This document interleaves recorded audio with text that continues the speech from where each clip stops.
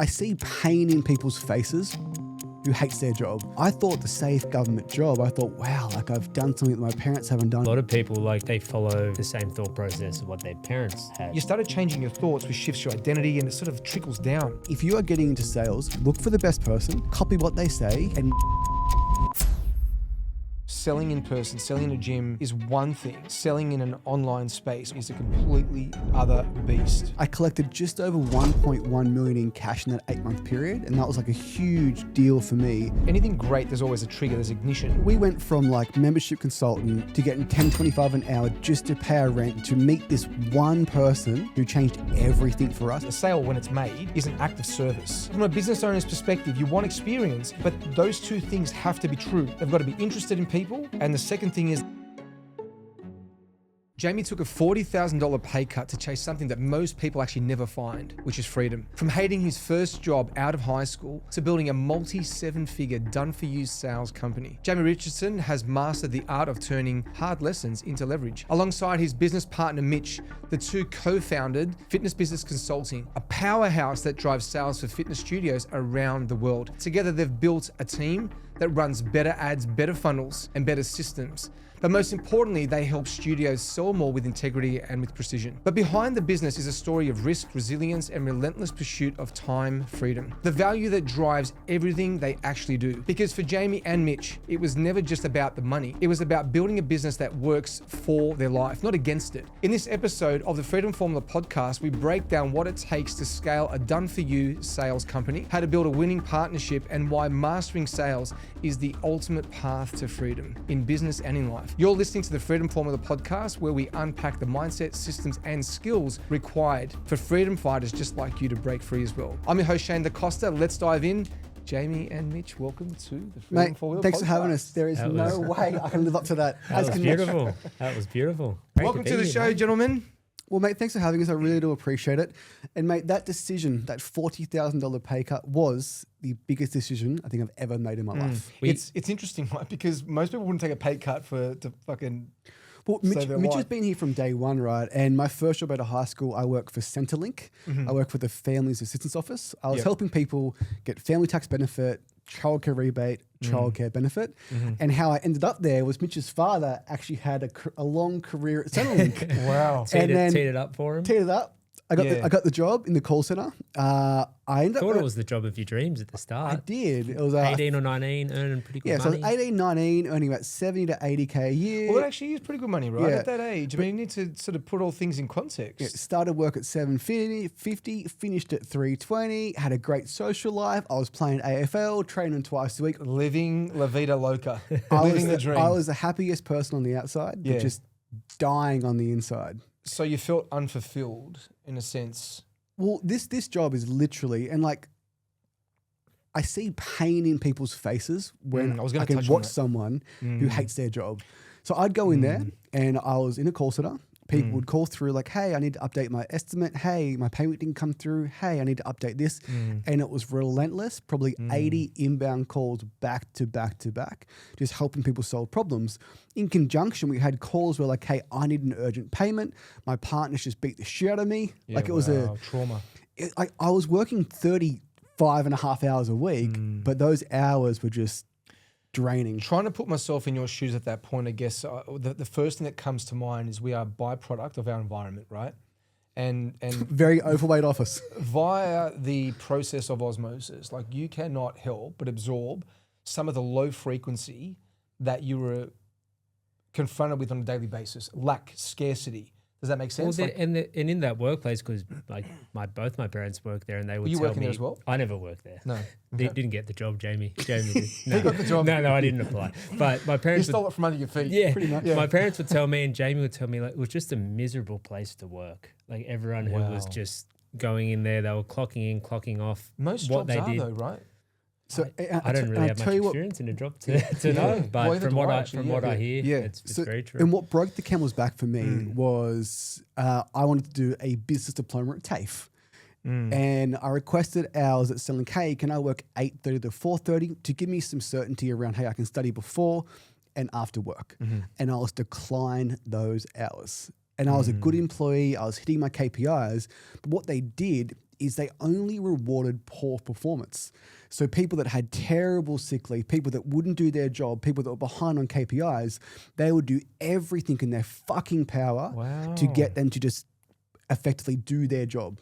The fucking status quo. So right? like they rewarded like poor performance. And at that point in time, me and Mitch have been best friends since 2006. We'd go to the gym together once a week. Hey, Jayme, how's your job going? Oh, mate, I fucking love it. This is great. It's great. Yeah. 3 years I lied to myself. 3 years back to back to I back. still remember, Wow. I was probably just a random Monday. I said, how's work going? He said, oh, You actually told I the truth? I don't think I like it. And it was from that moment on that he'd made up his mind and he was looking at the next thing. Yeah. I think so many people live in that, I suppose there's a confirmation bias there, right? Because we have made a decision and so we feel like we need to continue to validate the decision we made, which was a job, a marriage, whatever it is. And so there's a degree of that exists in humans where we look for evidence to support our initial decision. But at some point deep down, you know that you're unfulfilled, you're not living up to your full potential, you don't feel like you're being lit up. And I would say that to be true for most people that exist in a job, and I say exist because that's what they do, they exist. They're not thriving, living, they're not on the edge of until you life. speak it out loud. Like until you make it true. You can lie to yourself or you can have those thoughts, but until you tell someone else, it probably doesn't really feel like that it is. I grew up in a really poor socioeconomic status. Parents had no money. They loved me, great parents. But So you were conditioned basically to take the safe route, to go down a path that's predictable. Paying the rent every week in our house was a discussion. Rego coming up every year was like, oh, this is coming. So you'd been built with this scarcity inbuilt into you. That was kind of your environment. Well, yeah, like I moved around as a kid. I changed school. And this isn't a pity party. This isn't a woe is me. But just like, I thought the safe government job, I thought, wow, like I've done something that my parents haven't done and I'm 20.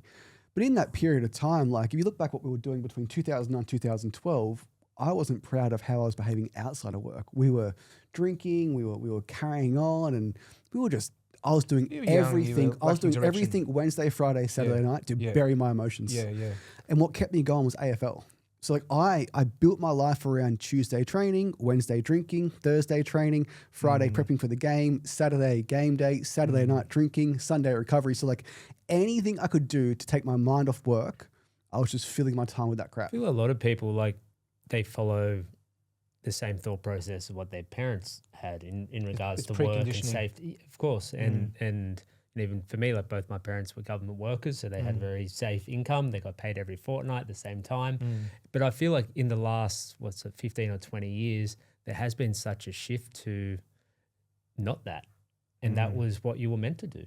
Like I went to university after I went to school, and it was always just assumed that I'd finish that and I'd move to Sydney. Like I lived in Newcastle, and I'd get a job in marketing, and that was you. Rise the ranks, and I'd end up you'd doing. Climb the ladder. You'd put in your dues, and you'd beg for a holiday every so often. And I still remember like when I was going through uni, it wasn't even really like discussed. It was just like that's what you do. That's kind of what you do after school. Like it was like, okay, I did pretty well at school. You go to uni, you do that, and it's just. So this really fucked me up too. So in the government, there's like a ranking system. So APS 3, 4, 5, 6, 7, 8, EL1 and EL2, and each pay grade you can see.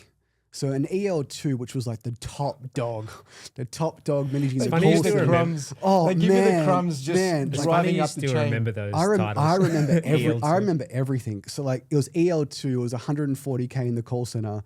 And I thought that was the dream. You thought that's it. And that's 140K like in 2024 is like. Yeah, it's not going to get you where you but need to the be. idea would be like, I already knew what my ultimate potential if I ate shit for 30 years was EL2, 140 grand. And then what? Adjusted for inflation is still not enough to help you live life on your terms. So you've both experienced, I guess, I would say, again, the status quo, which is the being raised in a way that most would experience, right? And having conditioning to be the type of individual that falls in the line, gets a safe job. And I think it wasn't just like parents, I think that's how school teaches you to It is, and in many ways that's why it's broken, right? In many ways that's why school's broken. I've got young child now, so he's not going through school, but I don't know if it's still the same. I think it's interesting. Years on. I think uni's a scam. Well, it is. In many ways, the scary thing about the current education system, and I'm certainly not an expert in it, but I guess thinking about where we are right now as a civilization, as you know, where we are, there are so many guys going through universities, TAFEs, and getting certificates and plaques to put on a wall that in 2 or 3 years' time, that career no longer exists. And so in times of change, Eric Hoffer says, in times of change, learners inherit the earth while the learned find themselves perfectly equipped to deal with a world that no longer exists. Yeah. And so you've got these people going through university, getting themselves into crazy debt, building skill, learning a skill that is going to be redundant before they know it, right? And so that's crazy to think. And I think about even just my journey for a second. Like, I actually didn't finish high school because I was chasing a football career. I went to Europe. It's not that I was an idiot by any stretch of the imagination. I didn't have mentorship or guidance from parents that encouraged education, but like yourselves, had a very normal, I guess, path to follow. And because I was chasing a football career, when I came back to Australia when I was 17, couldn't finish high school. So I actually never finished high school. But yet, over the last few years, I've employed some of the smartest medical professionals in the world. Yeah. So one thing I learned from Rich Dad, Poor Dad, if you haven't read the book. I know the concept, I haven't read it. Well, one of the major concepts from the book that stuck with me in a very strong way was that you don't have to be the smartest person in the room. What you need to be is the most, I suppose, business-minded person in the room. Resourceful. Resourceful, that's a great word. Resourceful person in the room where you know how to hire those individuals. Yeah. So you guys have, I mean, there's so much to a story. At some point you decide that there's going to be a shift. I'm the biggest fan of your podcast, and most people you have on, the gateway drug, we both love fitness. Yeah, it is, right? And that transitioned into when I took the $40,000 pay cut, applying for a sales manager job. I was horribly underqualified at Fitness First Chatswood. In sales, we're never going to be qualified though. No. Like, it's one of those things, because there's no formal degree as such. You know, in many ways. But Shane, I think you might have lied about experience. I might have been Mitch was my reference. I think it was a reference. You kind of embellished a little bit, right? Yeah. So it was your crazy good looks. I ran an outdoor boot camp called G Train Health and Fitness at Terrigal for like 2 weeks. I can be a sales manager. But at the same time, when I applied for that job, Mitch also applied for a membership consultant role at Fit and Fast at Charlestown. So we both transitioned into health, into fitness. Well, Mitch finished his uni degree, transitioned to fitness, and I transitioned from the world's worst job into something that I tried to pursue. But everyone thought I was crazy because it was a 40K pay cut. Yeah. But I was also adding 20 hours of commuting in, giving up the government job, the safety. I'd built up half long service, all that shit, just to go to Chatswood and be on the street with a blue shirt, handing out 7-day trial cards. We got to that, and we were still young. We were like 21 or 22, and he was unhappy. I kind of didn't know what I was going to do. We both loved going to the gym. We'd spend an hour there every night chatting and catching up with a few other mates. And it kind of just kept coming back to that. We didn't have personal training, anything at that point. And then coincidentally, we just both applied for jobs and found jobs that were going for fitness. And then we both got them at around about the same time. And then that was really the start of the rest. I have a theory, right, about health and fitness. And it's this, because so many great entrepreneurs have a career pivot that seems to be that they land in a health offer in some way, shape or form. And I feel that may be the case because people that are drawn to health are they're inspirational, like they're aspirational. Yeah. Like if you're going to look after your body and you're going to be involved in health, even if you're in sales, you're still in a gym, you're in the environment, it's generally more aspirational. It means there's a degree of entrepreneurship about you that rejects like the normal path, that seeks more. They're possibly into personal development. If you're in great shape, it's just those traits are meta traits for everything, right? If you're in great shape, you are disciplined. You can delay gratification. You track the hallmark numbers. Attributes. You are consistent. You want to improve an aspect of your life, and those 5 things will work in any business. I still remember when I went for this job, and I didn't really know the economics of businesses and the sales processes of gyms, I should say. And I walked in and there was this big whiteboard with show rates and close rate stuff. Obviously, we're very familiar with now. You would have been I was completely like, shocked. and I because I was so into the gym, and as with Jayme, I thought people just came in and signed up. Yeah. And then and I remember the boss at the time said, there's 70% show rate. And I said, why isn't it 100? I was like just so naive. And then he said, I think it was like a 70% close. I was like, doesn't everyone just sign up? And he's like, oh, well, they might with you. But that was quite strong, right? But I think what you're learning there, though, you started to understand a little bit about a sales cycle. You're understanding a sales process, a cycle. You're probably being exposed to a bit of a script and a process, understanding some of the buyer psychology and the things that create wanting and desire, and then how to create an offer that's too good to refuse, and how to get people in, and how to interact, engage, read body language, all these kinds of things. Incredible skills. Again, not to go back to this book again, but it seems to be so, I suppose, relevant. In Rich Dad, Poor Dad, he talks about that what the focus for anyone in transition that wants more in life should not be to earn money.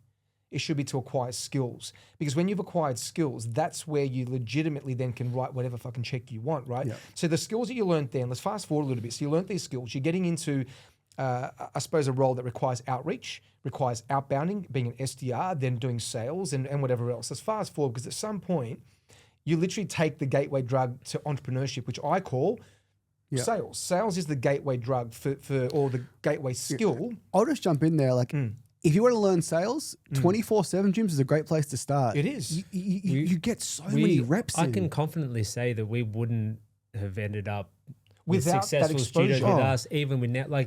We had such great exposure to it and good training, because you're getting reasonable training. You're training. having so many calls. You're doing outreach. You're doing tours. You probably remember you do tours of the gym and you have upsells. Yep. Everything, and you're overcoming objections, and you have them do they pre-fill out a questionnaire.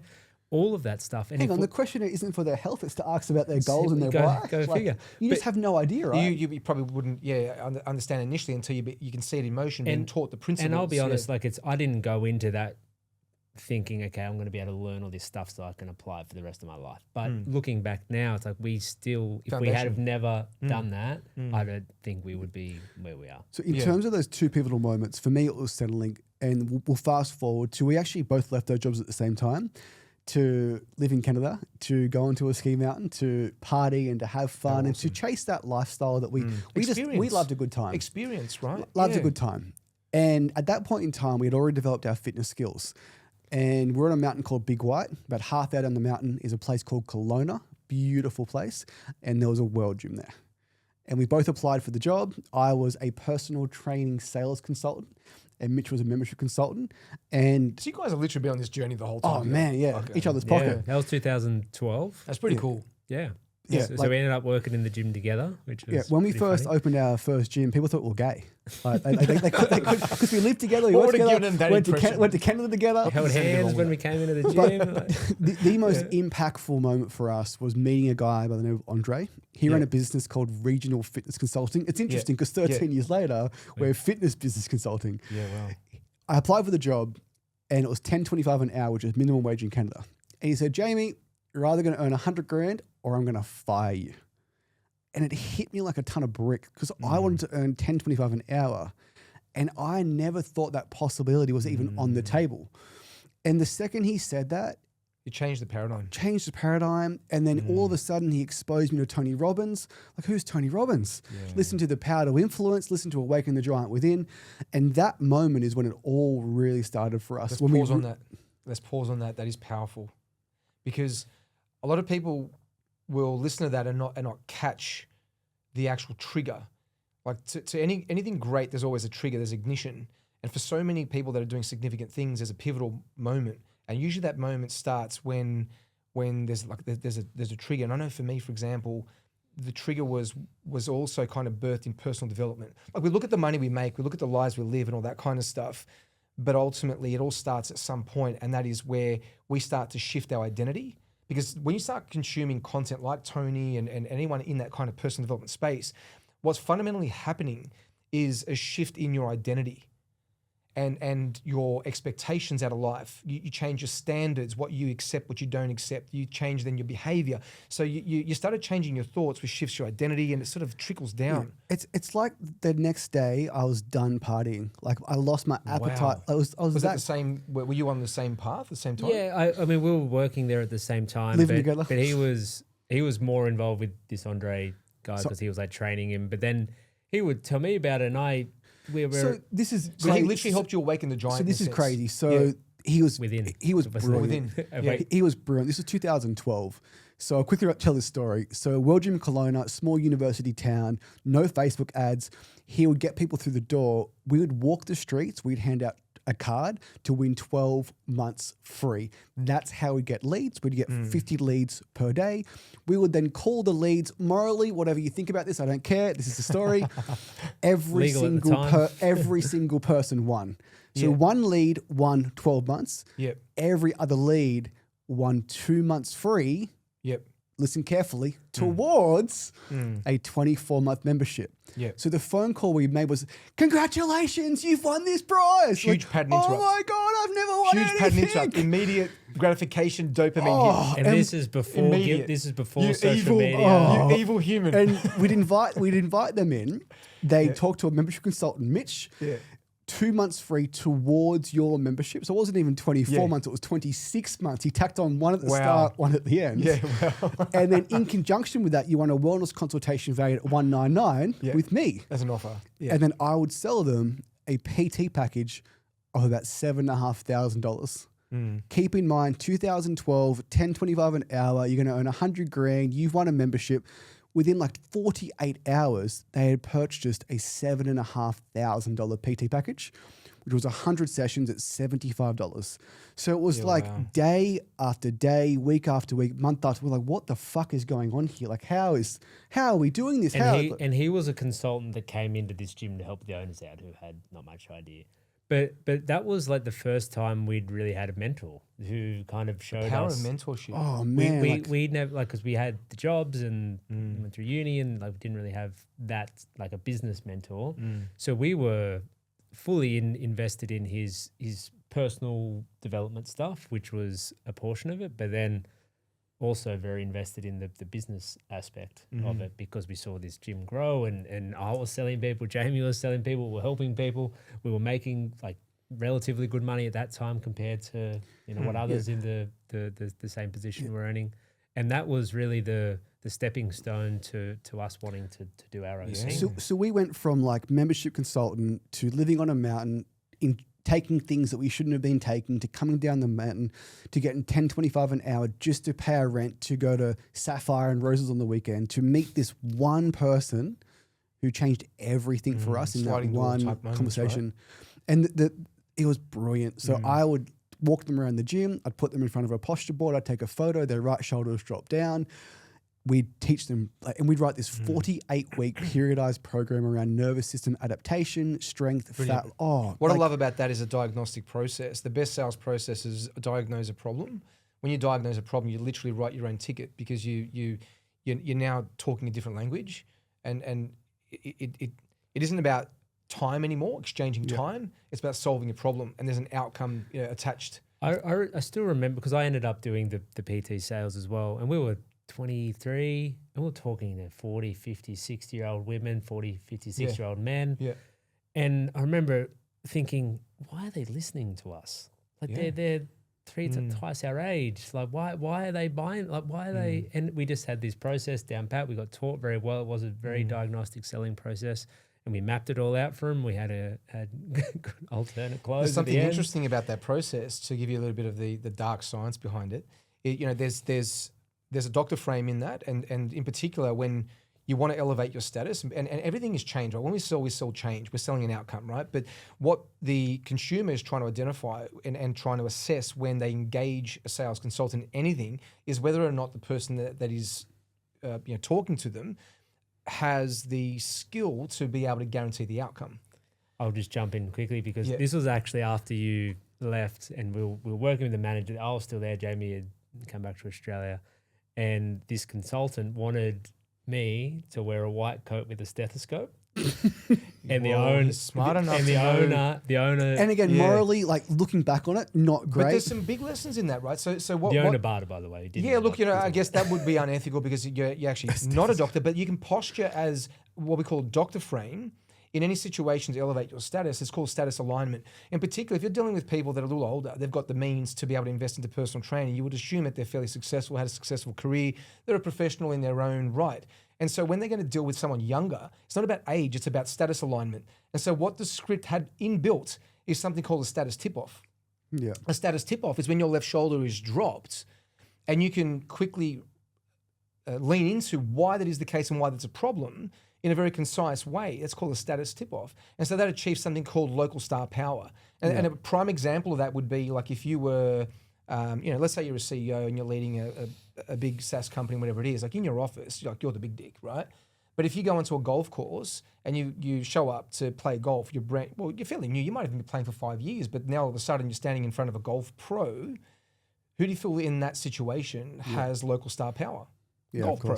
And so when he says, well, no, separate your feet, lean back a little bit, change your grip, you do that. You do it. Talk about you guys had that, right? Talk about a sliding doors moment. We left part of the story out.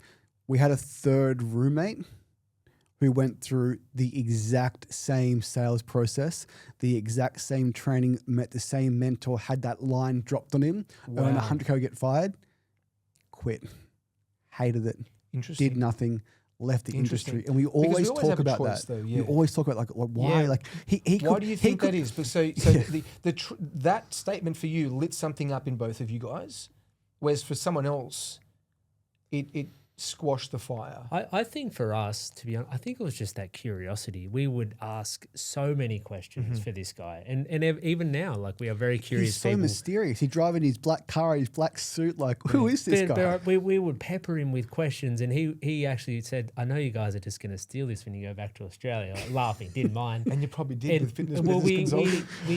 definitely took elements of it. But we had all this curiosity around it. We'd ask and we'd be talking about it a lot. And then our other roommate just didn't care. And that, like, it was nothing against him. That's the reality. He just didn't run with the same opportunity that we There's had. so much in there that, I guess we could explore, which would sort of make sense and bring context to that. So let's fast forward a little bit, right? So you've learned some stuff.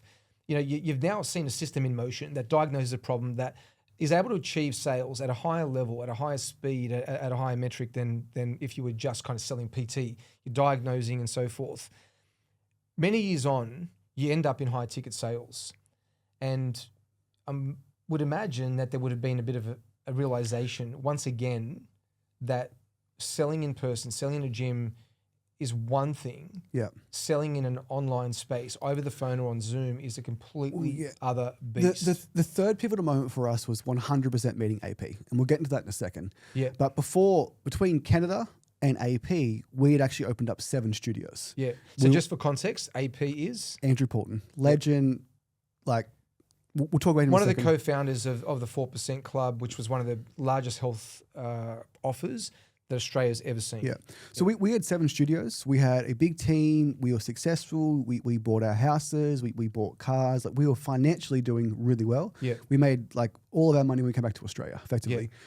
Yeah. And it was about 2021 when I started listening to the Sales Sniper podcast. I started with Matt Ryder. listening to the 7-Figure Fitness Business podcast. Yeah. And our gyms were successful, but I knew we were trapped by the location and we always kind of wanted more. And the next logical step was to start an online fitness business. Yep. And that's how we met. We actually joined AP's mastermind, which was Systems by Design. Yep. And we dabbled in it, tried some online stuff. And we, to our credit, we actually used to do phone sales, 2018, 2019, just for our studios. Yeah. And we dabbled with a bit of like online stuff, but nothing like what not we to that learned at level. SBD. Yeah. So what did you learn about remote sales when you got in? So what was the experience like, and what was some of the epiphanies that you had immediately? So I joined Systems by Design. Mitch kind of kept the gyms growing. This was my new venture kind of thing. So we had breakthrough active body transformation online, got it to about 80 clients really quickly. I was selling for my own offer. It was 26 weeks for $2,262. It was $87 a week. Everything I remember, everything. Wow. And 80 clients coming in. I had onboarding calls, but I had sales calls. I had delivery. I hadn't built out 26 weeks. Chaos. And I was just losing my mind. And AP posted in their Slack group, hey guys, we're looking for a closer. And there's nothing I love more than sales. I thought, well, hey, like if I can just sell as opposed to get rid of all this delivery. All the delivery, the headaches. And to be honest, I said this to AP's face. I thought they were full of shit. Yeah. Like I couldn't believe the revenue they were doing. I couldn't believe their sales sheets. I couldn't believe what they were paying their closers. I thought, this is too good to be true. So I submitted 4 call recordings. Said, hey AP, here's 3 fails, 1 sale. I'd love an opportunity. So he called me, said, yeah, sure, we'll get you on. And then in my second month of high ticket, I made $28,000 commission. Now at this point, Mitch is like, these guys aren't going to pay you. There's no way they're going to pay you because it's just so much fucking money for like what I was doing. It's crazy. Yeah. Well, I remember because I was around it as well, and we were selling $30 or $40 a week memberships. We'd sold personal training before, $60-$70 a session. You sell some bigger packages. But when it's like, okay, you know, like 6-month program, it's $3,000. You can pay in full. You get a discount. So it's just a whole different level of sale. And I remember him recounting it to me, and I'm like, and they paid you like on the it happened. They actually paid you. They gave you like the card, and they don't get. They don't get a membership. They're not coming. They get access to a gym. They get booked in for an onboarding call. It's like no. They've got this great program on the back end that they get onboarding, but they are buying the solution to the problem. They're buying the solution. Yeah. So I think it was, for me at least, I can't speak for you. It was just like the belief around, okay, people are going to pay that much money over a Zoom call. Yeah, or absolutely. Over the phone call. In hindsight, I feel kind of stupid because like one of my dear friends is James Cant. Yeah. And at one point in time, he was one of the biggest guys in Australia for males online coaching. And he would say things, I was like, oh, I don't know about that. Like, just not that I was skeptical, just like, oh, like, but what did it is like, I saw their sales sheets and it was like the evidence, the proof. It was last pudding. week, you could see 107 sales, $227,000 in revenue, $187,000 cash collected. Like, what the fuck is that? For a lot of listeners, I mean, that's going to blow their mind, right? I mean, people that are going to be listening to this, you're going to have a range of individuals that are, they could be employees right now, and their capacity is being stretched in an incredible way. I mean, to think that in the second month of a new career for you, like just take stock of that. It's a second month of an absolute new career. I mean, it's sales, but it's a different line of sales, and you made $28K without having to start a business, without taking on all the risk associated with that and the stress, the time, the energy. You didn't have to burden yourself with all the issues around delivery. Which I was experiencing with our own. Well, you were going through that in your own business. And now on this other side and this absolute new opportunity, you're able to work from wherever you want. You had extreme autonomy because, as I understand, right, you call your shots. When you're a sales professional in a high ticket environment, you're largely a business within a business, so you are intrapreneur. Yeah, so my first weekend, I remember, I worked Saturday, Sunday, and it was 7:30 to 10:30. I'm like, there's no way people are booking in for a call here. It's another belief broke. Another belief broke. That's what it is. It's 7 in the morning. Yeah. Limiting beliefs being shattered. There was a lot of them. I had 12 bookings in 2 days. Like all half-hour slots, right? Yeah. And I closed three from 6 and 2 didn't show up. Brand new into the... And I posted 3 sales in Slack, and then AP knew straight away, okay, this guy's on it. Like, let's get him on more hours. Let's get him on. Because you just, because sales, you fucking know straight away someone's got it or you're not. You generally do, right? And I think having now personally managed and trained, I would say in the vicinity of probably close to 100 consultants, there's something that, if in my seat, I feel very early on. Sometimes like you don't want to have a bit of a bias or a prejudice towards that, and you want to give people the benefit of the doubt, the opportunity. We need to assess value, not value, but values and skill. Question on that: Do you prefer someone who's got previous experience, or would you rather a clean slate where you can mold them? Neither. Because neither matters. If there's not 2 things that are true, the 2 things that need to be true. The first and foremost, and this is basically the equation of the hallmarks of an ultra-high performer, right? These are the 2 things I look for. The first thing is they need to be legitimately interested in helping people, right? That is the first thing. And if they're legitimately interested in helping people, then we're operating from the right energy. Yeah. In other words, because sale fundamentally, a sale when it's made is an act of service. when you break it down to its fundamental core, it is an act of love, of service. If I feel I can help you, well, then I'm going to explore the next steps. But equally, if I feel it doesn't make sense, well, I may refer you somewhere else. That is a beautiful energy, right? So that's the first thing. The second thing that I look for then is what's in it for them. Are they aspirational? Because if that equation is out of balance, what you find is you get people that really want to help people, but don't have that killer edge, so they can't get the close. Don't know how to ask, don't know how to push beyond the comfort. And lastly, if they are all about the money and not about the people, they're going to sell off balance. They're going to sell for the wrong reasons. They're going to be pushy. They're going to be combative. So, experience is great. Having experience is extremely important. But if the individual doesn't display those attributes, there's something wrong in that, then it's a problem. But then again, look, now you've got the issue in modern day high ticket where there's additional layers, right? You've got your closer. I hate to use that word closer. You know why I hate it? It's transactional. It's been like our we used to say it and we don't anymore. I hate using that word, but it's how it is known. So I would say a tier 1 is how I describe it these days. Tier 1 meaning that you sit in a seat that gets inbound bookings. You're a sales professional. You respect every lead. You do the work. That's tier 1. Tier 2 is where you operate in a full sales cycle environment. You don't get inbound, but you've got access to everything you need to get your own bookings and show that you can do it. So you go in and you get into the pipeline. And then you've got your tier 3, your SDR, your sales development representative, right? Where they are just booking for tier 1s. That's how I like to describe it. Yep. But to your question, I think it's neither of those things. There are situations where you need experience. If someone's going to come in and be getting inbound calls, like you better know what the fuck you're doing. Yeah, because you're paying $3 a booking. It's expensive, right? So from a business owner's perspective, you want experience, but those two things have to be true. They've got to be interested in people and operating from a heart of service. And the second thing is they need to be aspirational. What's in it for them?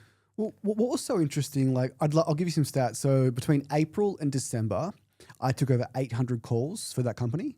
I sold about 407 to 410-ish from memory. That is incredible. About 50% close rate of the calls that showed up. I had 600 bookings, 800 showed up. I sold 50%, so I sold 400 of them. I collected just over 1.1 million in cash in that 8-month period, and that was like a huge deal for me.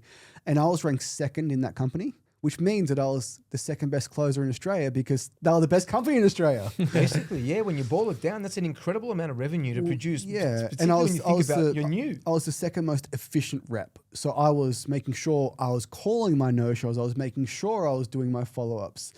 But what I really took from that experience was just being around AP and AG because I thought we were pretty good.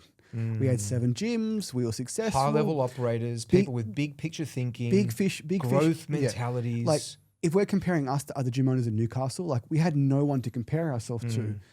And then just watching that machine of like the 40 virtual assistants, the 35 coaches, the 11 sales professionals, the sheets. There's closers here, but all the bookings fall in. They need more availability here. I think a lot of listeners, they wouldn't even have, they wouldn't even be able to understand. Yeah. Now they're in fucking New Zealand. An organization at that level, what it actually requires. Oh, I was just like, it was a light bulb because we used to communicate by text, or we'd have like a WhatsApp group with our trainers, and we would have our systems.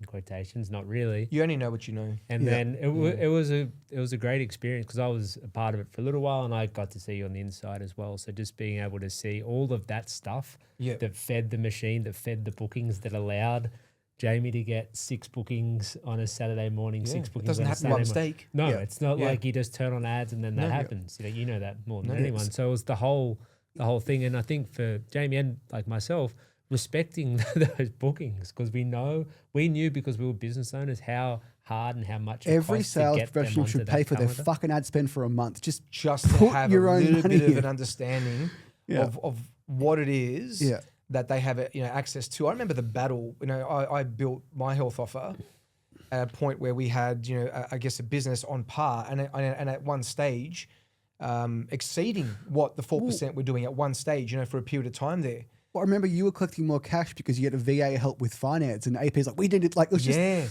So it's about constant iteration on process to make the journey and the purchase experience more seamless, that was what I was always looking at from a sales perspective, like an engine. How do I make this as efficient as possible?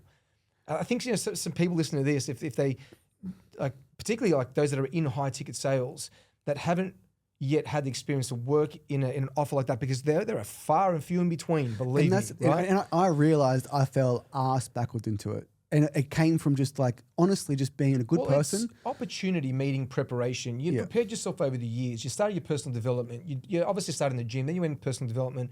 You're learning some bits and pieces. And then, it takes opportunity because you see a post, but it takes preparation to be able to recognize the opportunity. Well, I'll share a quick story. Like, I think this is really important. So like, particularly in Australia, everyone knows everyone. If you're it's a small space. But I'll share this story. So how I met James Cant, leading up to my 30th birthday, I tried to get in the best shape of my life. I signed up to his gut health program. I was shredded, like best I've ever looked. Wow. And I gave James my card, and James wasn't actually billing me. It was like $150 a week for 12 weeks. He hadn't billed me. Mitch said, "Hey mate, is James billing you? I haven't seen it out of the bank." I said, "Oh yeah, he should be," and he wasn't, right? So at that point in time, I owed James, like, say, $2,000. Most people in that situation would block James Cant and not pay James Cant. Okay. So I called James and said, "Hey, mate, like, I'm really sorry. I haven't been paying you. I owe you this money. Here it is." He's like, "Oh, mate, thanks. Really, really appreciate it." We've been friends since, came to my wedding.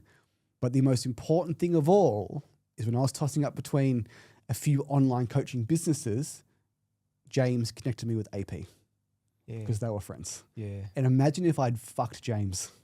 Well, then you're just closing doors. You're burning bridges. It is a small space. The business space is so small, particularly when you think about the opportunity that's available in Australia. It's so limited. There aren't that many offers globally that are actually good. Organizations like you've described are far and few in between, right? They don't exist. It's time for a quick pause. If you're listening right now and you know that you were not meant to spend the next 20 years chained to a desk, this is for you. At the Freedom Academy, we'll show you how to master one high-income remote skill, which is sales. You can earn 10 to 30K a month from anywhere in the globe. There's no products, there's no staff, there's no guesswork in this approach. Just you, your laptop, and your voice, and a proven system. So freedom for you means more time, more money, and the ability to live wherever you choose. Head to the link in the bio and apply now. All right, back to the show. And we even now, like in our business, we have people in our company now who we met through 4% Club, Systems by Design, and we consider ourselves nice guys who network well. We don't burn bridges. Not that we had any reason to burn it, but we kept relationships positive. And then it's just so happened that we've got 2 or 3 people from there who are great additions and have been for a long time. That's the way it works. You bring value and you continue to experience the benefits of that value trickle through your life as years go on, right? Because opportunity keeps coming from previous opportunity. And so let's circle on maybe what some of the tactical things that you learnt about sales, because if you're listening to this and you think it's just about showing up and asking for the money, it's far more than that. There's so much more to the process. Do you know what a standout one for me was? What were some of the things that you learned? Epiphanies. Like, so this was super basic, but this changed our sales process. So we get on the call. I'm sure it's the same in your one. "Hi, it's Jayme, ABC Fitness, blah, blah, blah." What triggered your interest? What sparked your interest in wanting to have this call today? So all of a sudden having the frame go from, okay, you booked in with me. This is for inbound bookings. You booked in with me. Why am I here? So the frame goes from them, you taking the time for them, as opposed to you bugging them or bugging them. Powerful. And before we did that, I don't know what we did, but we weren't doing that. Well, at this point in time, we got James Sackle in today, by the way. I was really lapping up. Awesome. I was really lapping up Sales Sniper, Matt Ryder, James Sackle, the Rise of 7th Level. And like, one of the tactics I can tell you is just, I was just hungry for knowledge. So like when I joined 4% Club, I listened to every single call recording in the drive. I went to Brooke, the best closer. I listened to all of Brooke's lines. And another epiphany went off. We're like, these people aren't special. They're not speaking a different language. They're not twisting someone's arm to do the sale. They're just having an amazing conversation, and they're checking off certain things in the frame of the call, in the flow of the call, to get the yes. So like, if you are getting into sales, look for the best person, listen to their call recordings, don't reinvent the wheel, copy what they say, and make it like suit your voice of tone. I was talking to someone yesterday, actually, an incredible operator. His name's Jack Rocky. Actually, his surname, if you don't know who he is Scivone or something. Okay. Anyway, he was one of the guys that was also mentored sort of through the sales sniper generation, that kind of stuff. But now he's running his own offer and doing some crazy stuff in the remote sales space, right? And we were sort of talking about the industry and I suppose a few different things. And he mentioned something which I am a huge advocate for, which is this: is that you don't teach tactics. What you need to do, fundamentally, the first and foremost, this is how I work when I teach sales. As you know, I'm building the Freedom Academy, and I'm helping people transition to remote sales, right? So what we teach first and foremost are principles, because principles, it's like a philosophy. The philosophy then determines everything that comes thereafter. It's kind of like, if you want to learn how to surf, there are principles first, then there are frameworks, and then there are tactics. Yeah. So it works in that hierarchy of order. So, what you would have seen without knowing were principles. Yeah. But then you're focusing on tactics. And as you get more into it and you evolve, you do more calls, you spend more time, you get exposure to coaching and courses and whatnot, you build awareness. When you build awareness, you start to identify frameworks. This is a framework, right? So when we ask this, usually what it means is we're trying to uncover this or remove this out of the way to create the opportunity for this pivot or this identity or this idea to land for the prospect. So they create the idea themselves. And so then it rises up the chain. There was one training. It's the best fitness sales training on earth still to this day. Go to the 7-Figure Fitness Business podcast. It's now Iggy's podcast. Yeah, it was do not pass go. Do not collect $200. Yeah, and effectively, it was AP's framework of there's like 5 or 6 questions on the call that are really important. And it was all based... And do not pass go unless you have identified a cost of inaction that's worth $3,500. Yeah. And it was so brilliant. Like it really was. I think it opened up our eyes a little bit to like, you don't, like you handle objections upstream. I can't remember how many times that got mentioned in the training and how many times we've spoke about it. Obviously, you still get objections after that at times, but getting ahead of like, what's the best overcome for this? How do you overcome that? It's like, well, if you've done the work earlier, focus then upstream. Exactly. Well, when you listen to true masters that sell, people think sales reps are dodgy, sneaky, used car salesmen. Like, it's a beautiful conversation. It is. If you do not pass go unless you collect the information that you need and you can actually solve their problem. Yeah. And once you realize that's what sales is, it is change. It is transformation. And if you are a piece of shit, like you will get found out, you will get refunds, and you're never, ever going to land on an S-tier offer. Because the founder with integrity would never stand for that. No, they won't. They won't allow for people to be pressured into a sale. And I suppose for you guys listening, if you're sort of trying to understand, well, here's the thing, right? So to create change, pressure is required. You think about a diamond, right? A diamond is formed through pressure.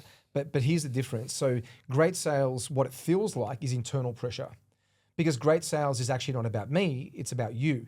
And so with that focus on the prospect, it's really about helping them come to their own realization, to their own epiphany as to why now versus in 6 months or in 12 months.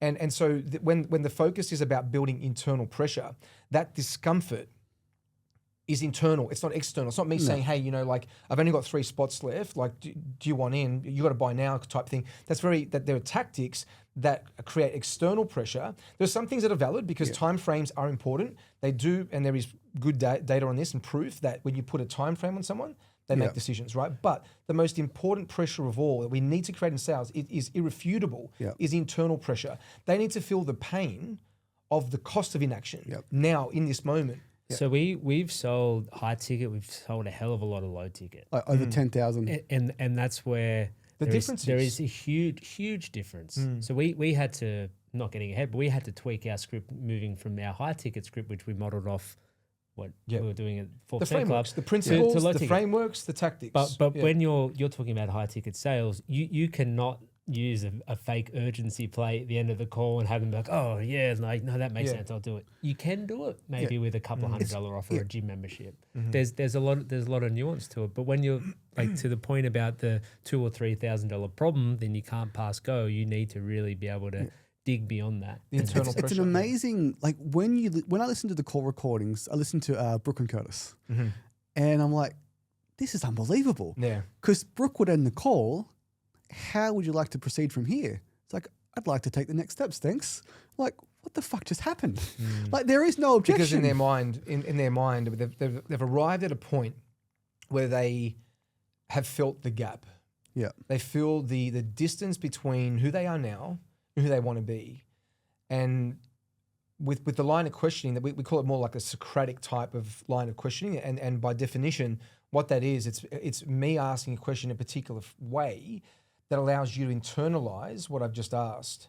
So it's not me leading and putting ideas into your mind. It's me with curiosity. I call it the 3 C's. Yeah. The first of those C's is curiosity. So I have to legitimately be interested, like, in you. I'm curious about, what's brought you onto this call, like you said, the initial frame. What's brought you onto this call? What prompted you to click? It's called the North Star, but we're curious. The second thing is concern. At some point, the frame shifts from being curious to concern, because when you start to share with me your human, like your desires, your dreams, your aspirations, your challenges, your fears, your concerns, like in a human way, I have to be concerned. Like, what happens if that doesn't change? So what you would have felt there is Brooke, for those that don't know, Brooke is a gun at high ticket sales. She runs she sells. So what you would have felt there or seen there or experienced there is concern. And what that does is it allows them to internalize, wow, like, well, how actually is that affecting me? At some point though, what it transitions to is commitment. Yep. They need to believe in 3 things: the vehicle, right? The person in front of them, and then the product. And at some point, they need to believe in the person in front of them. Like, is this person trustworthy? Yeah. And so then that commitment comes in. In other words, it's what I call a moral high ground frame, which is, I'm here to help you change, but I can't make you change. So how would you like to proceed? If they're the 3 C's, like, what do you think people struggle with most in the high ticket space? It's hard to put the most, I think, attached to anything, right? Because it's so definitive and it would paint everyone with the same brush. I think sales in the high ticket space in particular, we've kind of touched on it. We kind of go into the space thinking that because it is a high value exchange, it's what we call a considered purchase. Yeah. Because it's a considered purchase, it requires a significant amount of interaction to be able to get someone to a point where there is that $3,500, $5,000, $10,000 reason to move forward with urgency. So often by default, the person coming into the industry will feel like their natural gravitas, their natural kind of pizzazz is going to be enough to get someone to make a decision, and they will use pressure tactics, thinking that the external pressure tactics are going to get people to move forward, but that's not what people buy for. Do you know what? Do you want to know why people buy? Do you want to know what people buy? I'd love to know. Their reasons. Their reasons, yeah. People buy for one reason alone. It's their reasons. And if I ask questions with curiosity, then I can get you to disclose what those reasons are. All I need to do is mirror. I label. I use paraphrasing. I lower my tone. Yeah. I lean in with curiosity, and before you know it, you're disclosing things you haven't shared to anyone in your life. So that's what you would have experienced. Yeah, and it was just the whole experience of Systems by Design that was amazing. Incredible. Which led to, like, I wanted to create that exact environment for other closers. How awesome. So then you've learnt this stuff. You were in that as well, in that high ticket space? Yeah, I didn't do as many calls or sales, but I did do. So let's fast forward, right? Because now you've had an experience, you've learnt the skill, you've put in the reps, you've earned the money, you've got geographical freedom, you've got time freedom. You literally have reached a point that most would only ever dream of. Like the word freedom, most don't even understand what it is. It's the ability to wake up in the morning and, to a large degree, decide on what your day looks like. Yeah. Because you've learnt this skill, now you can go and create another offer, and you guys have started fitness business consulting. Yeah. By the way, gun. Like when I saw what you guys were doing, I was like, holy shit, these guys, man, like, wow. Maybe the fourth pivotal moment was reading $100 million offers. Yeah, however, I mean, we're also very passionate about $100 million delivery, because our offer sounds great, of course, but we've now sold 10,000 clients into it. Which is incredible. I want the listeners just to take stock. I mean, unless you believe something is possible, you'll never do it. But actually taking action on that is another thing. And then actually succeeding at that is another thing again. I can explain it. I can explain it offer pretty quickly. So like, we always love gyms. I love in-person gyms. I love group training. It's where our passion is. It's where it always will be. So in Newcastle, when we had our gyms, people would ask like, hey, how are your gyms so great? How'd you get 7 so quickly? How'd you open up with no cash flow? And we started helping a few gyms. And the plan was to become a typical marketing agency and run ads. Correct. Run their ads. And we actually did do that at the beginning. You're just running we their were ads. running ads. We were helping them with sales. We'd say, oh, this is the script that we use. This is the You were giving them the script. This is the funnel we use. This What is were how the you follow challenges up. with that? Well, They weren't doing it. we had They were like, So- They've literally got a ticket in front of them. They've got a script in front of them that's responsible for millions and millions and millions. well, there was one example, and obviously I'm not going to name who it was, but we did an Fuck it, amazing. let's name it Shane. We did an Fuck it. amazing job with lead generation. 200 We got leads. them 200 leads in about a month. Yeah. They paid about $1,000, $5 a lead. Like, it was looking brilliantly. Yeah. We were thinking, okay, if it were us, we might convert 20-25% of them into some like an actual membership or a good paid offer. That's us. Maybe they're a little bit less than that because they're not us. Maybe 20-30%. And guess how many they sold? How many? None. 0. And we found that out. Yeah. We were absolutely astonished. And Jayme said, how many do you reckon we'd get if we were doing that? And then we started that conversation and we thought, well, what if we just try. tried to take over his sales? So explain your offer So in the most simple way you can. So gym owners in Australia, we have some amazing competitors that do a great job. Yeah. There's 3 options. You can either hire a business coach, which is phenomenal. You can hire a marketing agency and you can do the sales. What we do is we run their ads. Our sales team, our closers, setters, SDRs will call the leads and then we sell them directly into their business. The person pays us. Which, by the way, is exactly what I'm doing as Scale Up CEO.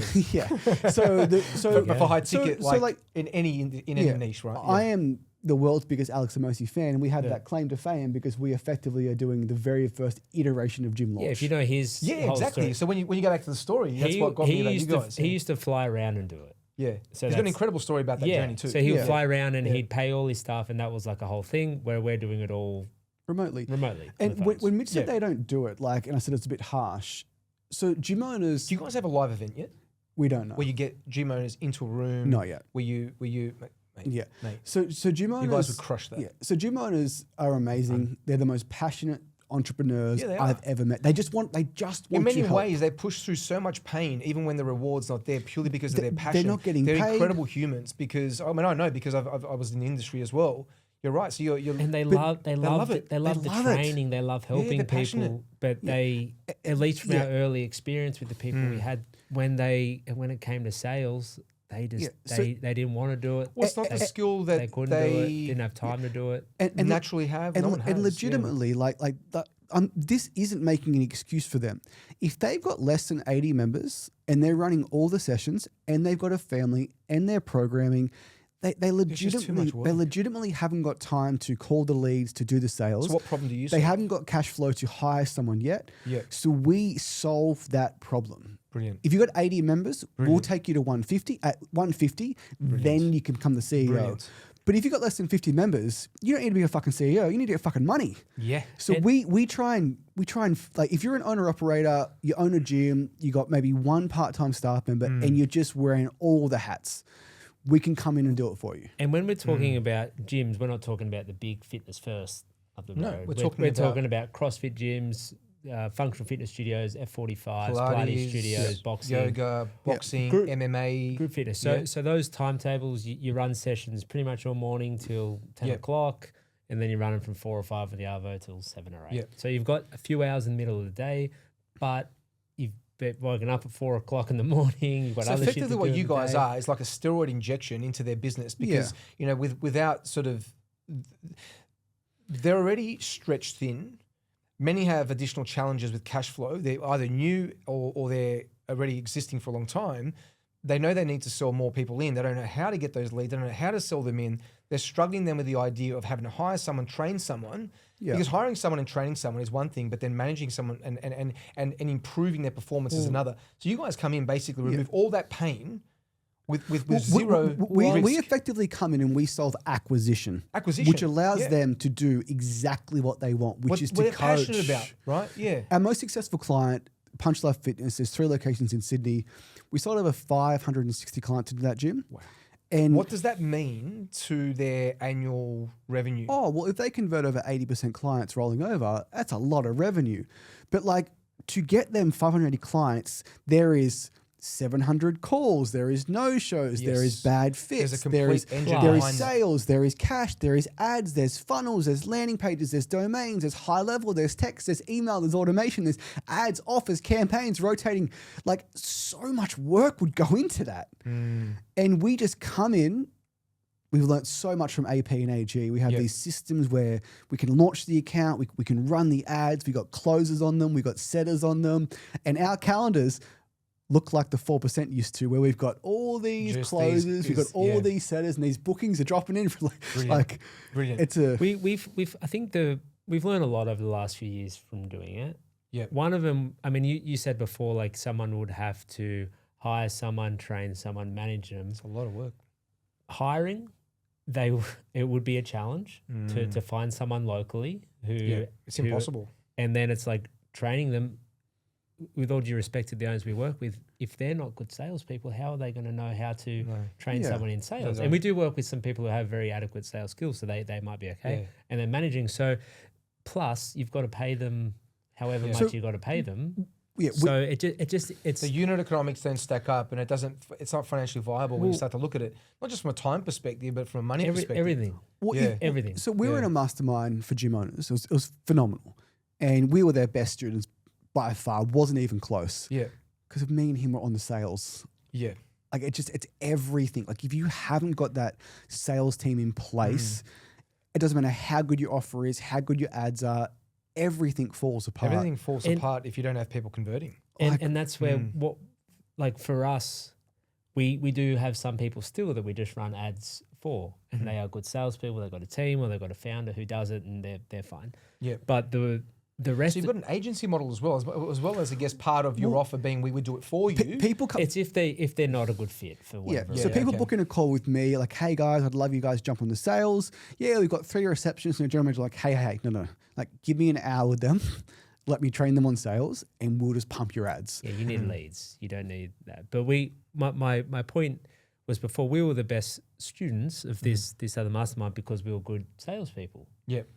Everyone else learned the exact same stuff. It was nothing against the actual mastermind itself. Yeah. It was great. It's phenomenal. We learned a heap of great stuff. We just had the throughput. Who was the community in terms of like what was it, a fitness community? Or Yeah, something? it was a fitness community. It was similar to Systems by Design, like you, Brad, High Performance Mums, Mitch and I. Yeah. Like hundreds went through it, And 4 went on to build. Very few out of hundreds would actually but make 4 it through. people went on to not just build okay businesses, like multi-7-figure exceptional businesses. Yeah. so then like batteries included, we went to that mastermind with some skills already acquired over here, and we were just filling in the missing compounding. pieces. And then when we started our agency, we were finding the same thing. We have some people get results and a lot of people that didn't. And they were all getting the same ads. They were all getting the same everything, same budgets.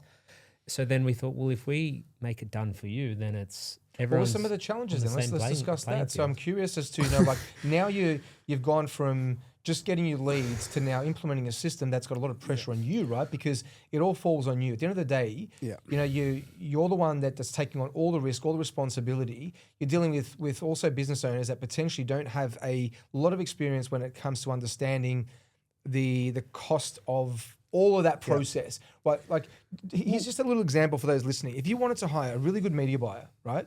Just a media buyer, if you had an offer, a business running your own, it could be somewhere in the vicinity of $10,000 to $15,000 a month for a media buyer just to run your ads for one brand, Yeah. right? And they aren't on your account full time. They're not your employee. Yeah. Like they're just looking after your I'll account. give you the example, right? So if a gym owner pays a marketing agency, somewhere it's around $1,500 a month. Yeah. They then pay their ads, so it's $3,000 a month total. Yeah. They then make 0 sales. Yeah. So they pay us nothing. Yes. We try and average over 10 sales per month, and we keep the first month up front. Yeah. So that's how we get paid. So effectively, we still make that $3,000 range. However, the burden is on us. Yeah. Your But the responsibility is on you. so- to make But it the happen. biggest challenge was Mitch. So like Oh, it was challenging. No. I'm interested in this one. What kind of annoys me is just like the Instagram bullshit about 7 figures, multi-7 figures overnight. We ate shit for months. Yeah, you always and do. Mitch ate the shit. Because when I was selling gyms into Done For You, we didn't have a team yet. He was closing for the gyms. And So you were doing the closing, and at this point, did you have like an ops manager or someone that was it like a CSM, someone managing? This was for a few months. It was just us. We're like, we're gonna do this by ourselves, and with the aim of obviously. Yeah, and I'll never forget it, mate. It was May 2023. I had a knee operation, still not good. The day I went under, in that 2-hour period, Mitch made the very first sale for a gym in WA. And I fucking woke up to that message. What a feeling! Well, I'm cheering for you guys. And that was proof of concept. It's happened. I remember he was powerful. He was groggy from all the drugs he was on. I bet you were fucking up and running. Fuck the knee. You were long. fine. And that was, whenever you it's know euphoric, this, man. When you start something new, you have all the ideas in the world until you actually get. Well, look, what a lot of people need to understand is that, in order to get something to a point where it converts, there's so much that goes into it in advance. Like most recently, just even in the Freedom Academy, like it's a new offer. Like I've built my health offer. It's done over 30 million, right? And counting, right? But that aside, now I've got another passion, another dream. Whilst that runs, I'm building this sales academy, right? We made our first sale. I literally ran out of the office and I've already done 30 million in sales. Yeah. I've just ran out of the office to go and show my wife, we just made a fucking sale, right? It's not about money. It's validation. And then we then got salespeople, and then they made sales, and we're like, you're like, holy shit, I don't have to do this. The most euphoric we've ever been was when we made our first sale for a US gym in Santa Monica. That was that was peak euphoria. Yeah, I get it. Okay, we got an Australian salesperson who's calling from Booty Lab Santa Monica to make a sale in a different time zone. So there's been a lot of those through the last few years. So where to from here, right? So your journey is one that I can relate to, but also a lot of people listening to this are going to relate to because they can see themselves being that person that was working in Centrelink, their version of that then wanted to break free. Starts, if you haven't yet started your personal development journey, then I would suggest you do so. For me, it was How to Win Friends and Influence People. It was the very first book that I read when I decided I was going to shift and pivot. And what it taught me, one very specific thing, was how to be interested in people, which actually didn't come very naturally to me. And I think we all struggle with at some point because we're, by definition, as humans, we're very self-serving. So it was interesting as a pivot, my personal development. So people listening to this are thinking, well, where do I fit into this equation, right? So you might be working in a job that you feel constrained by right now. The first thing that needs to change is an internal shift where you determine that is no longer enough. It doesn't mean you give up what you're doing overnight, but it just means that you recognize that you're meant for more and you decide, okay, well, I'm gonna start a new path. I'm gonna pivot. And every day, believe me, guys, every day there is a fork in the road that we get to decide. So you can decide whenever you want. The best time to plant a tree, 20 years ago. The next best time, today. So where to from here for you guys? Well, just for me, based on the job, I was depressed. And I like the D word, but I was as low as I've ever been in 2012. And we sit here now in this beautiful studio with you, but there's 13 years of bullshit. But it all started with there's a price to pay. It all started with we were both really passionate about fitness. And to Steve Jobs' and quote. Business. To Steve Jobs' and quote. business. But the business stuff came after though. Yeah. Make money out of your passion. And you have to love what you do. Yeah, to be able to deal with the shit and for separate you for 13 years. Oh, I mean, it's not as bad as he makes it out. But I think if you're looking to pursue something else and you don't like, or you're a bit unsure of what you're pursuing, or you don't think you are passionate about it, then you're not going to be able to. You're not going to be able to go through those. You simply can't push times. through the hardship. The hardship is part of the. And that's journey. where with fitness, like to your point earlier about there's a lot of people that come through it that become good business people. There are a lot of times when we were just not really doing too much because we didn't know what to do, but we're still working out, we're still healthy, we're still with people who were working out and they were healthy, and we had community. So that was fun for us at that time, which we enjoyed, and we got to the point where we wanted to move on. But when we did transition from what we were doing into fitness, it's like we're excited about it. Yeah. I also think too, just we really pride ourselves on doing the right thing by everyone. easy to say, hard to do. So when we had our first gym in Curry, got up to 509 members in 12 months. And we burned the town. 12-month contracts. No one got out of it. Not proud of what we did. We just didn't know better. It's a little country town up near Newcastle, and we learnt got to have contract. Bad word of mouth going around. Yeah, and like it's part of our learning. Yeah, people cancel it. Oh yeah, keep my money for the next 12 months, you dickheads. Just well. But that type of stuff, right? And like that moment in 2016. All right, if someone is in a contract and they want to cancel, we'll always let them out. When we like our staff now own some of our gyms. Like we've had Brody since 2018. We had Steve for 7 years. I think just like follow your passion, do the right thing by people. Like Bryce met him in Systems by Design. Now he works for us, and it's 4 years later. Like I think just like cool. it's maybe it's cliche, maybe it's cheesy, but like. Helping others win. Like, I think you win more when you help others win as well. Yeah, like two of our closers bought houses this year. That's so cool. So cool. That is so cool. So cool. And I think now, like as our business stands, like we've got a great team. They all work remotely. They all have. We could talk for days, I reckon, about culture.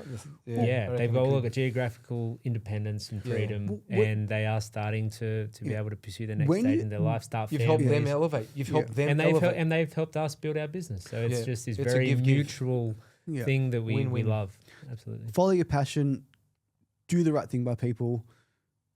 If you have a business partner, make sure that you're fucking aligned. Yeah, and I don't mean aligned in business. Make sure you're aligned in your personal values. That's another podcast about partnerships, right? Because that sometimes is a formula for a very successful business, but can be very challenging to find someone that you align with. Yeah, well, I'm the emotional one. Mitch is logical. Yeah, but what's more important? The yin and yang. Yeah, but what's more important than the business values is like our houses are worth the same amount of money.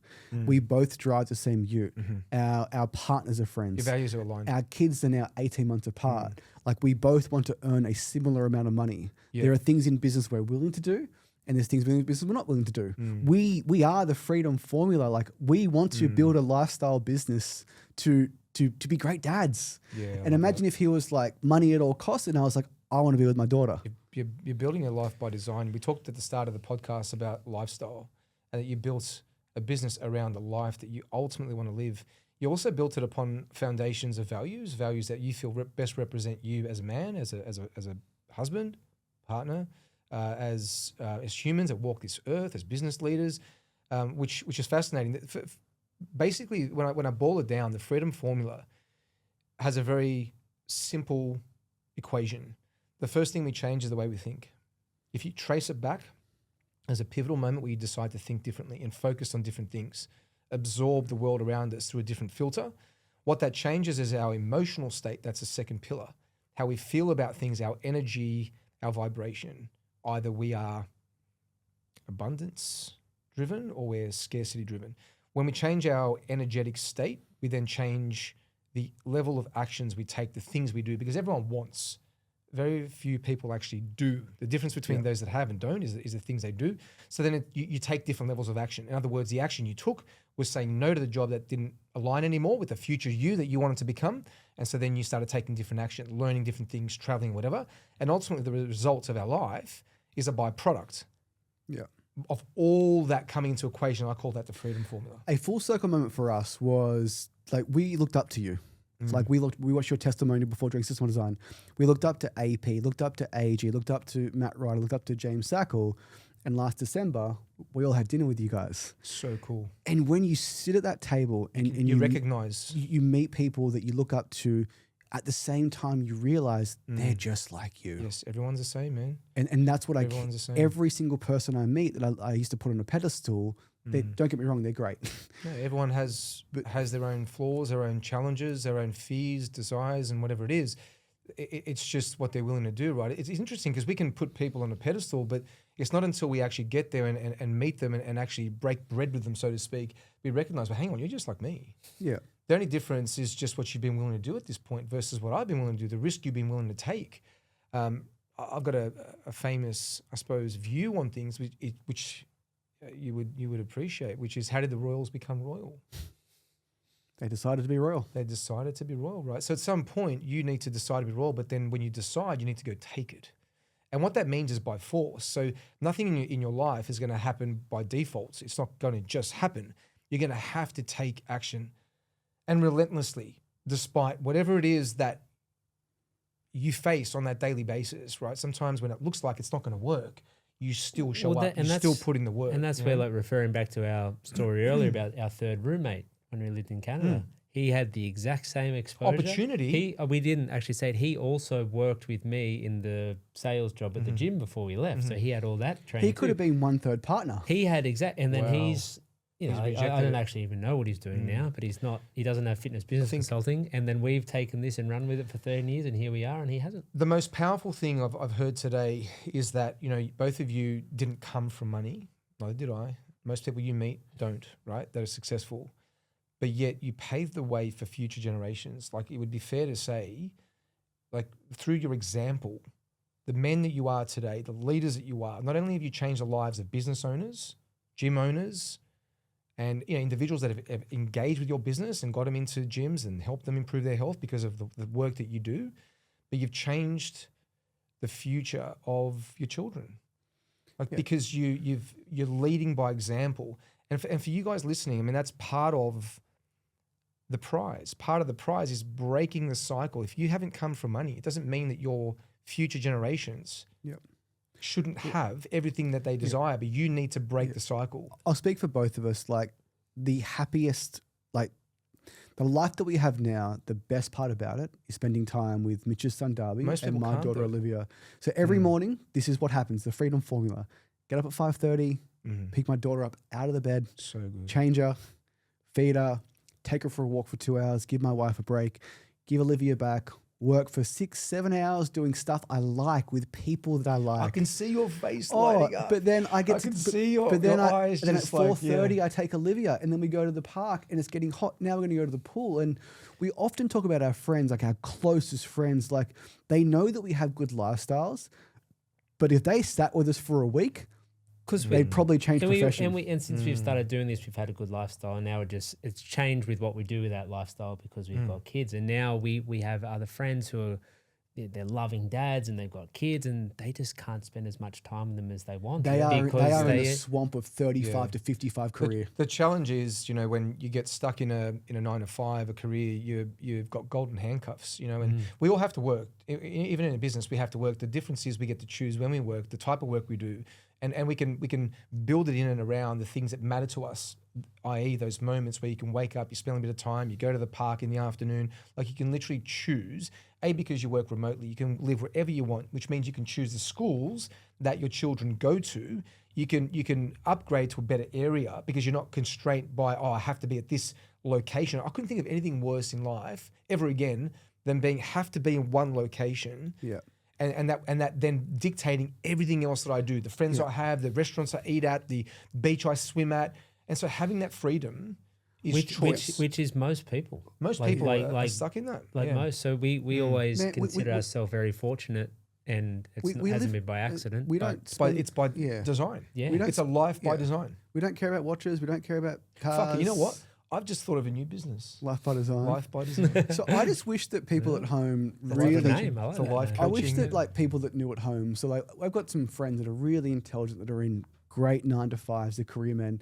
And if they knew that they could start a marketing agency and have 10 clients a month, pay them $1,500, they could hire a VA from the Philippines and make $14,000 profit while working an hour a day from their home, it would change the world because no one will be a tradie ever again. That's right. Yeah. Like, it's just the money you can make online due to the margin, due to the low cost is incredible. Sold. Where do I start? Yeah. Life by design. Where do I start? Look, to wrap this up and,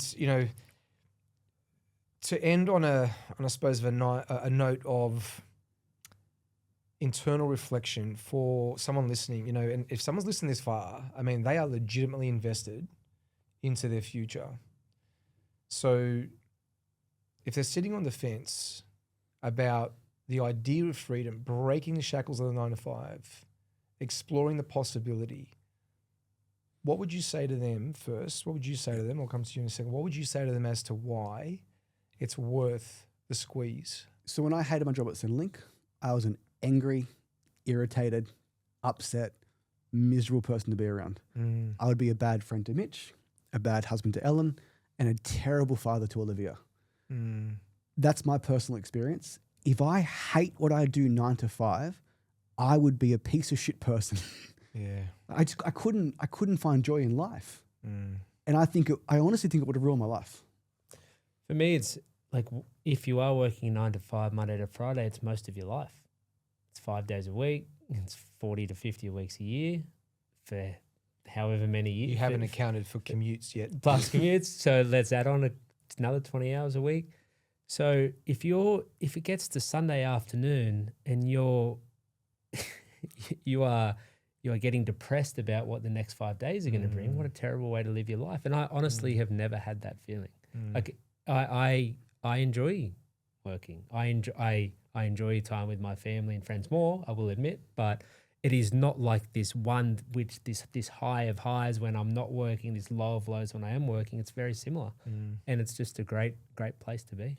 You've highlighted something there, which is an internal alarm.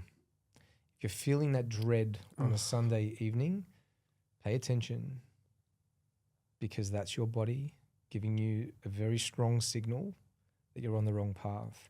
And the way I see it is this: I love stoicism for the reason that when you acknowledge that you're here once and you acknowledge that your time is limited, and you meditate on that, you think about that, you let that sit, and you recognize that every day that goes past is a day you'll never get back, and that your days are numbered, you respect every moment with the preciousness that it deserves.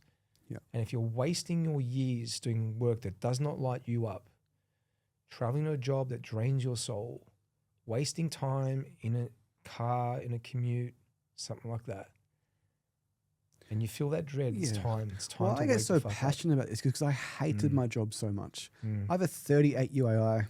I have a speech impediment. I speak pretty fast. You may have noticed. I just had my stutter go then.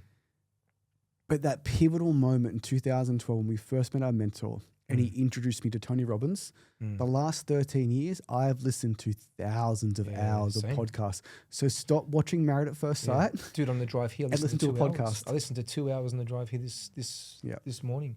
I never waste a minute. And that's the thing that changed my life. I don't waste a minute.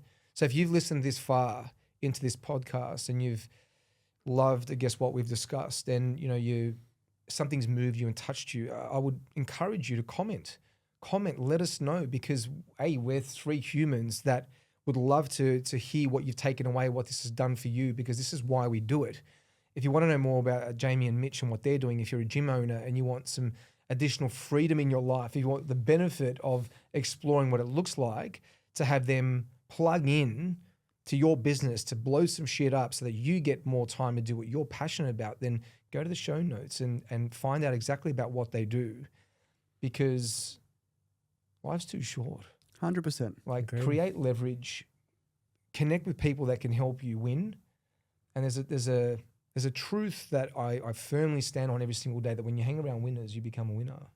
It's the law of osmosis. Yeah. Proximity is what you need, right? Hang around people that are going to encourage and inspire you. So thank you guys. I mean, I really enjoyed that. Thank you very much. You guys were, it was unreal. And you guys are legitimately freedom fighters, which I respect. I love what you stand for, what you fight against, and the values that you demonstrate every single day, which there's a lot of integrity in what you do. It's clear that you're operating with the right heart energy, and I've got no doubt you're going to go into more and more incredible things, and I'll be cheering as a friend from the sidelines. Great. Likewise. Thanks, Shane. Great. Thank you, chatting. guys. Thanks, mate. Now that's a wrap for today's episode on the Freedom Formula podcast. What a session that was. Big, huge thank you to Jayme Richardson and Mitch, and just for sharing their journey, from letting us into what was their experience on how they built their multi-7-figure sales company and how they're helping gym owners all around the globe really experience more freedom. The main takeaways from this, and what I take, is that you don't get time freedom by avoiding hard work. You earn it by mastering the right work, building systems that sell, partnerships that last, and a business that gives back more time than it actually takes away from you. So if you want to learn more about their work and what they actually do, then go to the show notes, click on the links, and find out exactly about their offer. However, if you're interested in some freedom, some remote sales, and the frameworks that I teach everyday people that allow them to break free of the 9 to 5, that shift their mindset, that allow them to earn more money and have more time and more geographical freedom than they ever thought was possible, then go ahead and find out about the Freedom Academy right now. Complete the assessment to see if you actually perfectly are suited to remote sales. I'm Shane DaCosta. Thanks for tuning in. And remember, freedom isn't built by luck. It's built by design.